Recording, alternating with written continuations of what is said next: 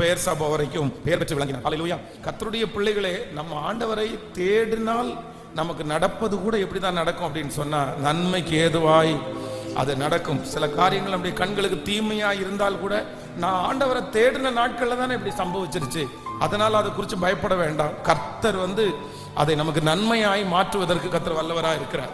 சில நேரத்தில் நம்முடைய வாழ்க்கையில் ஒரு பெரிய கேள்வி இருக்கும். என்ன கேள்வி இருக்கும்னா, நம்ம சில நேரத்தில் ரொம்ப ஜெபம் பண்ணும்போது தான் சில காரியத்தை டிசைட் பண்ணுவோம். நம்ம நல்லா அந்த டைமில் ரொம்ப ப்ரேயர்ஃபுல்லாக இருப்போம், அந்த டைமில் ஆண்டவரோட நடப்போம். ஆனால் அந்த டைமில் நம்ம எடுக்கிற முடிவுகள் இல்லை சில காரியங்கள் தவறாய் போனது மாதிரி நம்முடைய கண்களுக்கு தெரியும். அப்போ நமக்கு ஒரு கொஸ்டின் இருக்கும், ஆண்டவரே நான் உங்களோட தானே நடந்தேன், இந்த டைமில் ரொம்ப நான் ஜெபம் பண்ணனே, இப்போ நான் இப்படி பண்ணது எப்படி தப்பாக வரலாம், அப்போ நீங்கள் என் கூட இல்லையா அப்படின்னு நினைப்போம். இல்லை, ஆண்டவர் உங்கள் கூட இருக்கிறார் அப்படின்றதுக்காக நீங்க செய்கிறது எல்லாம் நன்மையா மாறினாதான் ஆண்டவர் கூட இருக்கிறாரு அப்படின்னு அர்த்தம் கிடையாது.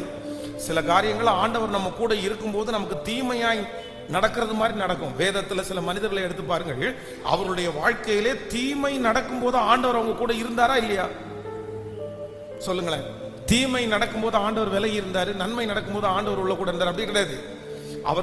அவர்கள் வனாந்திர பாதையில் நடந்தார்கள், கஷ்டமா நடந்தார்கள்.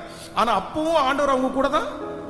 அவர்களுக்கு அரியணையிலையும் ஆண்டவர் அவங்க கூட இருந்தார், தாழ்விலையும் கூட இருந்தார். ஆனால் இரண்டும் யார் தான் அனுமதிக்கிறது அப்படின்னா, கர்த்தர் நம்மோட அனுமதிக்கிறார்.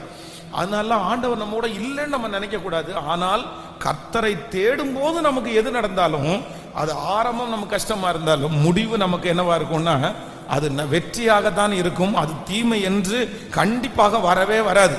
நீங்க ஆண்டவரை தேடின அந்த நாள்ல ஒரு சோதனை வருதா, அதை குறித்து கவலைப்படாதீங்க. அதை ஆண்டவர் தான் அனுமதிக்கிறார்.